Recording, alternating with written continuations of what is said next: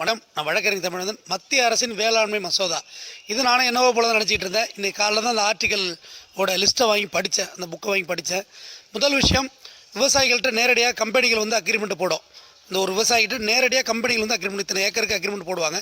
அந்த கம்பெனி என்ன சொல்லும் அப்படின்னா, ஒரு கத்திரிக்காய், மாங்காய், வெண்டைக்காய் எதுவாக இருக்கட்டும், இந்த பொருள் இந்த சைஸில் தான் இருக்கணும், இந்த பொருள் இந்த குவாலிட்டியில் தான் இருக்கணும், இந்த பொருள் இப்படி தான் இருக்கணும் அப்படிங்கிறது அந்த அக்ரிமெண்ட்டில் இருக்கும். அது போக அந்த விவசாயம் செய்கிறது அட்வான்ஸாக ஒரு தொகை கொடுப்பாங்க. ஒரு மினிமம் தொகை உங்களுக்கு அட்வான்ஸாக வழங்கப்படும். அதை வச்சு நீங்கள் விவசாயம் பண்ணணும். விவசாயம் பண்ணி முடிச்சுட்டு டேரெக்டாக அவங்களே வந்து உங்கள்கிட்ட பர்ச்சேஸ் பண்ணுவாங்க. பர்ச்சேஸ் பண்ணிவிட்டு உங்கள்கிட்ட வாங்கிட்டு அந்த பொருளை கொண்டு போவாங்க. அப்போது 10% தொகை உங்களுக்கு கொடுக்குறேன்னு சொல்கிறாங்க.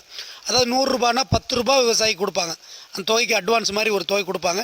எடுத்துகிட்டு போய்ட்டு 90 நாள் கழித்து இந்த விவசாய பொருள் தேரும் தேராதுன்னு முடிவெடுக்கிறதுக்கு அவங்க 90 நாள் டைம் எடுத்துக்குவாங்க. 90 நாள் கழித்து தான் அந்த முடிவை அவங்க சொல்லுவாங்க.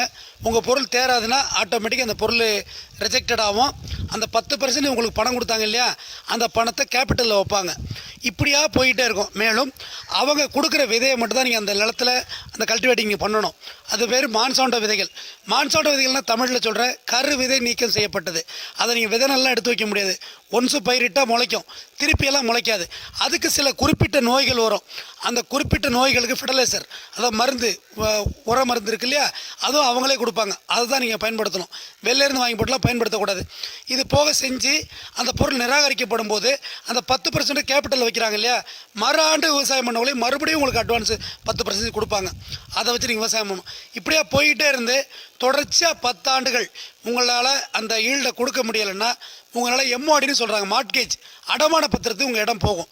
அதுலேயும் மீட்க முடியவில்லை என்றால் உங்களிடம் சேல் டீட் ஆகும் ஆட்டோமேட்டிக்காக. இதுதான் இந்த வேளாண்மை மசோதா சொல்கிற சிம்பிளி தாட். இது வந்து பல கட்சிகள் இதை வந்து புரிஞ்சு சொல்கிறாங்களா, சொல்லாமல் இருக்காங்களா தெரியல. இந்த ஆக்டை வாங்கி படித்தாலே இதுதான் தெளிவாக இதில் இருக்குது. இதை வச்சு நீங்கள் எதுவுமே பண்ண முடியாது. டோட்டலாக இது ஒரு விதமான விவசாய அழிப்பு, நம் மீது நடத்தப்படும் பயோவார்.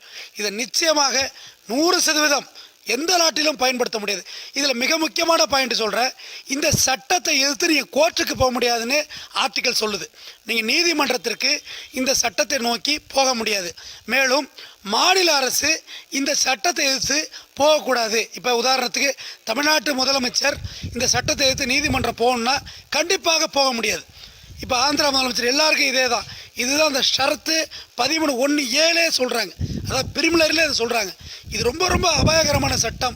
இது மிகப்பெரிய கார்ப்பரேட் கம்பெனிகளுக்கு உதவியாக போய்விடுங்கிறது